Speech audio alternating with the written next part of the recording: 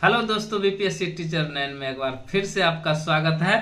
तो दोस्तों, वीडियो को अंत तक जरूर देखें। वीडियो जो है बहुत इंपॉर्टेंट क्वेश्चन पढ़ने जा रहे हैं। आज का चैप्टर है इतिहास की दुनिया में मौर्य साम्राज्य के साथ बिंदुसार एवं अशोक का कुछ भाग है, उसके बारे में पढ़ेंगे।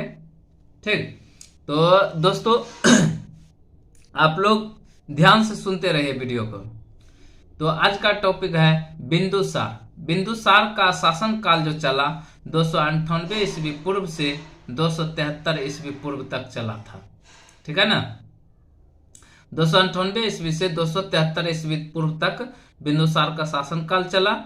और बिंदुसार के पिता का नाम था पिता कौन था? चंद्रगुप्त मौर्य था। बिंदुसार के पिता कौन था? चंद्रगुप्त मौर्य था। और बिंदुसार को अमित्र घात के नाम से जानते हैं। बिंदुसार को अमित्र घात के नाम से जाना जाता है। अमित्र घात का अर्थ होता है शत्रुओं को नाश करने वाला। अमित्र घात का अर्थ क्या होता है? शत्रुओं को नाश करने वाला। बिंदुसार आजीवक संप्रदाय का अनुयायी था। बिंदुसार आजीवक संप्रदाय का अनुयायी था। बिंदुसार को दिव्य वदान के अनुसार दिव्य वदान बौद्ध धर्म का बौद्ध धर्म का पुस्तक है। दिव्य वदान के अनुसार बिंदुसार के शासन काल में तक्षशिला में 2 विद्रोह हुए थे, जिसे शांत करने के लिए अशोक व सुसीम को भेजा गया था। तो बिंदुसार दिव्य वदान के अनुसार बिंदुसार के शासन काल में तक्षशिला में 2 विद्रोह हुआ था, जिसे शांत करने के लिए बिंदुसार ने किसे भेजा? अशोक एवं सुसीम को भेजा था। और स्ट्रेबो के अनुसार बिंदुसार के दरबार में सीरियाई शासक एंटियोकस प्रथम सेरेटर ने डायमेकस को अपना दूत बनाकर भेजा, जिसे मेगास्थनीज का उत्तराधिकारी माना जाता है। नेक्स्ट टॉपिक है टॉलमी सेकंड ने भी डायोनिसियस को अपना दूत बनाकर बिंदुसार के दरबार में भेजा। नेक्स्ट टॉपिक है एथीनियस के अनुसार बिंदुसार ने एंटियोकस फर्स्ट से क्या क्या मांगा था? तो मदिरा मांगा था, सूखे अंजीर मांगा था और एक दार्शनिक भेजने का अनुरोध किया था। आरंभ में चाणक्य बिंदुसार का प्रधानमंत्री था। आरंभ में चाणक्य क्या था? बिंदुसार का प्रधानमंत्री था, परंतु बाद में खल्लाटक प्रधानमंत्री बन गया। और तिब्बती तारानाथ ने बिंदुसार को 16 राज्यों का विजेता बताया। तिब्बती तारानाथ ने बिंदुसार को 16 राज्यों का विजेता बताया। उसके बाद आता है नेक्स्ट टॉपिक है अशोक का कार्यकाल 273 ईस्वी पूर्व से 232 ईस्वी पूर्व तक चला। अशोक का पिता बिंदुसार था। अशोक का पिता कौन था? बिंदुसार। अशोक ने बिंदुसार की हत्या करके 273 ईस्वी पूर्व में गद्दी पर बैठा। अशोक मौर्य राजाओं में सबसे महान राजा था। अशोक मौर्य राजाओं में सबसे महान राजा था, लेकिन जब 273 ईस्वी में अशोक गद्दी पर बैठता है तो 4 साल के बाद उन्हें अशोक का राज्याभिषेक हो सका। 4 साल के बाद अशोक का राज्याभिषेक हो सका। और अशोक की माता का नाम शुभद्रंगी था। अशोक की माता का नाम क्या था? शुभद्रंगी था। और शुभद्रंगी जो था चंपा के एक ब्राह्मण की पुत्री थी। शुभद्रंगी कौन थी? चंपा के एक ब्राह्मण की पुत्री थी। अशोक के शासक बनने से पहले अशोक तक्षशिला एवं अवंती का गवर्नर रह चुका था। अशोक के शासक बनने से पहले अशोक तक्षशिला एवं अवंती का गवर्नर रह चुका था। और शासक बनने के पहले वह उज्जैन का भी गवर्नर था। अशोक की पत्नी असंधि मित्रा थी। अशोक की पत्नी कौन थी? असंधि मित्रा कारुबाकी। अशोक की पत्नी वसुंधरा और कारुबाकी थी। तो अशोक के अभिलेखों में कारुबाकी एवं उसका पुत्र तीवर का उल्लेख मिलता है। अशोक बौद्ध ग्रंथ दिव्य वदान के अनुसार पद्मावती अशोक की एक अन्य पत्नी थी। और नागा देवी भी अशोक की एक अन्य पत्नी थी, जिससे एक पुत्र उत्पन्न होता है। कौन? एक पुत्र और एक पुत्री उत्पन्न होता है। पुत्र का नाम जो है वह महेंद्र रखता है और पुत्री का नाम संघमित्रा रखती है। तो नागा देवी अशोक की एक अन्य पत्नी थी, जिससे महेंद्र एवं पुत्र महेंद्र एवं पुत्री संघमित्रा उत्पन्न होती है। अभिलेख में अशोक को देव नाम प्रिय यानी देवताओं का प्रिय भी बोला जाता है, यानी प्रियदर्शी भी कहा जाता है। किसको? अशोक को। कलहन की राजतरंगिणी के अनुसार अशोक ने श्रीनगर की स्थापना की थी। कलहन की राजतरंगिणी के अनुसार अशोक ने श्रीनगर की स्थापना की थी। उसके बाद कलिंग का युद्ध जो हुआ था, अशोक के 13वें शिलालेख के अनुसार कलिंग का युद्ध का वर्णन अशोक के 13वें शिलालेख में मिलता है। और अशोक के 13वें शिलालेख के अनुसार राज्याभिषेक के 8 वर्ष बाद 261 ईस्वी पूर्व में कलिंग पर विजय प्राप्त किया। यह शिलालेख कलिंग के राजा के विषय में मौन है। खारवेल के हाथी गुम्फा अभिलेख के अनुसार नंदराज इस समय कलिंग का राजा था। इस युद्ध के बाद यानी कलिंग युद्ध के बाद अशोक को गहरी व्यथा एवं पश्चाताप हुआ। कलिंग युद्ध के बाद अशोक को गहरी व्यथा एवं पश्चाताप हुआ और दूसरे राज्यों से युद्ध नीति त्याग दिया। कहा जाता है कि जब कलिंग युद्ध से मतलब हजारों जीव जंतु हजारों जौन माल की क्षति होता है, तो अशोक प्रभावित हो जाता है और अशोक कहते हैं कि आज से किसी दूसरे राज्य पर हमला नहीं किया जाएगा, किसी दूसरे राज्य को नहीं जीता जाएगा और दूसरे राज्य से युद्ध नीति त्याग दिया और वह जो है संस्कृत विजय नीति को अपनाया। उसके बाद अशोक भेरा घोष के बदले धम घोष को अपनाया।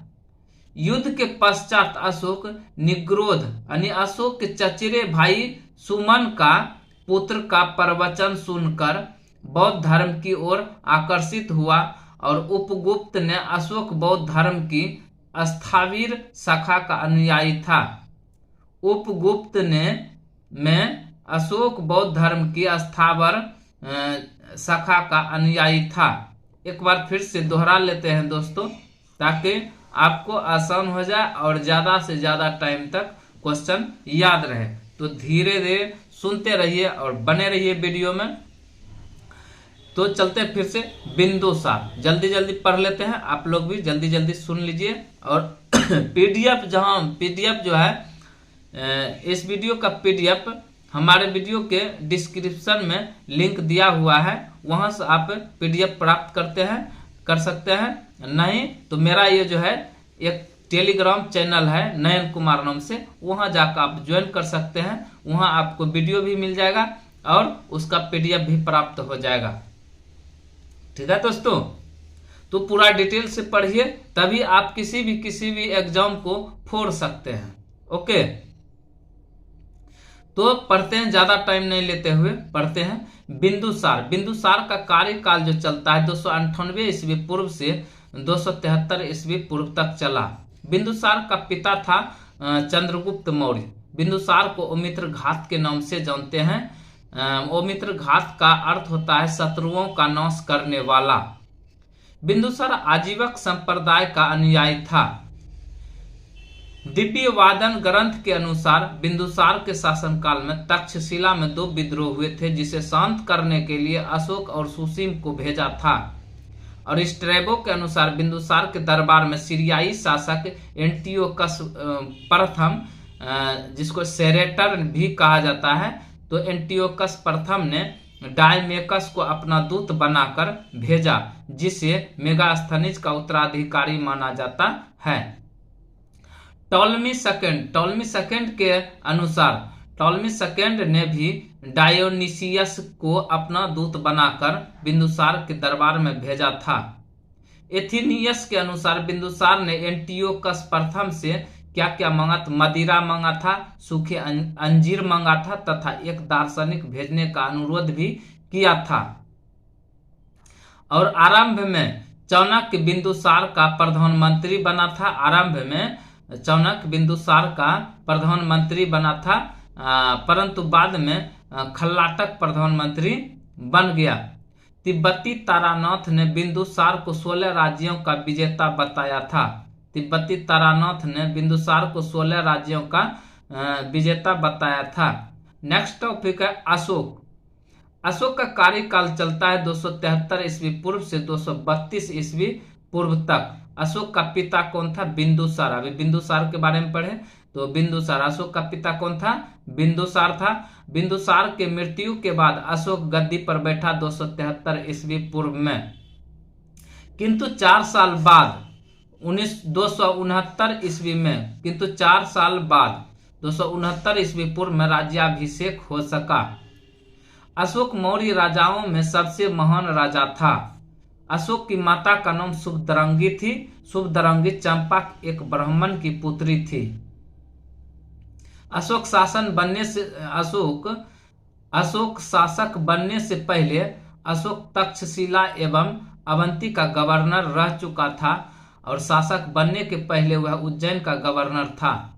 अशोक की पत्नी 2 पत्नी थी और संधिमित्रा एवं कारुबाकी। अशोक की कितनी पत्नी? 2 पत्नी थी और संधिमित्रा एवं कारुबाकी। अशोक के अभिलेखों में कारुबाकी एवं उसका पुत्र तिबर का उल्लेख मिलता है। बौद्ध ग्रंथ दिव्य वदान के अनुसार पद्मावती अशोक की एक अन्य पत्नी थी। नाग देवी अशोक की एक अन्य पत्नी थी, जिससे पुत्र महेंद्र एवं पुत्री संघमित्रा उत्पन्न हुई। और अभिलेख में अशोक को देवनाम प्रिय यानी देवताओं का प्रिय भी कहा जाता है, जिसको हम प्रियदर्शी भी कहते हैं।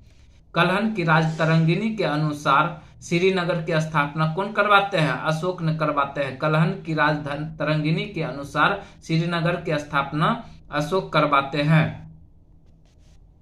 उसके बाद कलिंग युद्ध के बारे में चलते हैं। कलिंग युद्ध का वर्णन अशोक के 13वें शिलालेख में मिलता है।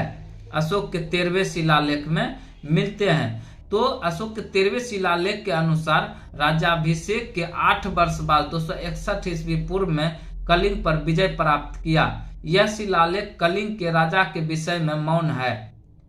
खारवेल के हाथी गुम्फा अभिलेख के अनुसार नंदराज इस समय कलिंग का राजा था। और कलिंग युद्ध के बाद अशोक को गहरी व्यथा एवं पश्चाताप हुआ और दूसरे राज्यों से युद्ध नीति त्याग कर संस्कृत विजय नीति को अपनाया। उसके बाद अशोक भेरा घोष के बदले धम घोष को अपनाया। कलिंग युद्ध के पश्चात अशोक निग्रोध यानी अशोक के एक चचेरे भाई सुमन का पुत्र प्रवचन सुना रहा था। उस प्रवचन को सुनकर अशोक बौद्ध धर्म की ओर आकर्षित हुआ और उपगुप्त ने अशोक को बौद्ध धर्म की स्थावीर शाखा का अनुयायी माना। तो चलते हैं दोस्तों, आज तक इतना ही। वीडियो अच्छा लगे तो शेयर और लाइक जरूर करें और हाँ, अपने दोस्तों को ज्यादा से ज्यादा शेयर करें ताकि ग्रुप बन सके। ग्रुप डिस्कशन करिए। और उसके बाद ये पीडीएफ जो है पीडीएफ दोस्तों आपको मिलेगा डिस्क्रिप्शन के लिंक में मेरे वीडियो के नीचे में डिस्क्रिप्शन लिंक है, वहां पर जाइए और उस लिंक को टच करिए, आपको पीडीएफ प्राप्त हो जाएगा। यदि यहां से पीडीएफ आपको नहीं मिलता है तो आप जो है हमारे एक और टेलीग्राम चैनल है, उस टेलीग्राम चैनल पे जाइए, वहां नयन कुमार सर्च मारिए, वहां पर आप ज्वाइन हो जाइए, वहां पर सारे वीडियो का पीडीएफ आपको प्राप्त हो जाएगा। तो चलते हैं, आपका ज्यादा समय नहीं लेते हुए तो हम आपसे विदा लेते हैं। ठीक है दोस्तों, तो चलते हैं। जय हिंद, जय भारत।